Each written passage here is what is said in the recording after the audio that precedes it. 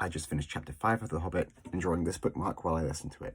Let's talk about it. Bilbo wakes up in the pitch black and is forced to crawl forwards on his hands and his knees, and ends up finding a ring, which I'm pretty sure is just no big deal and won't have like world-changing events tied to it or anything. But he ends up coming across this pool of water and being confronted by this strange, terrifying creature with piercing eyes, Gollum. And after winning a game of riddles, and avoiding being murdered by Gollum by putting on the ring and turning invisible, Bilbo finally manages to escape the caves, but not before being put in a position to spare Gollum's life.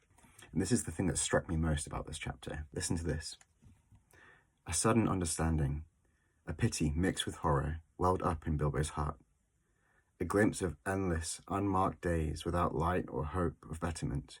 Hard stone, cold fish, sneaking and whispering. All these thoughts passed in the flash of a second. And I guess what I love about this is that up until now, Gollum has been presented as this really detestable, disgusting creature. But at the same time, Tolkien gives Bilbo this flash of empathy, this insight into what has made Gollum what he is. And even though it would be more advantageous for Bilbo if he was to attack Gollum, he chooses to risk his very life by escaping without doing so. That's what struck me most about this chapter. But what about you? What did you love?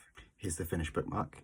I've got at the bottom there, I've got Sting shining in the darkness, as it was like what Bilbo used to light his way as he crawled through the dark. And then there's a phrase where it's talking about the depth of the caverns that Bilbo is in, and it talks about this idea of the roots of the mountains, and I just love that image, which is what has gone into the rest of the design. Grab a copy of The Hobbit, read along with me. I'll be posting my thoughts on the next chapter in a couple of days.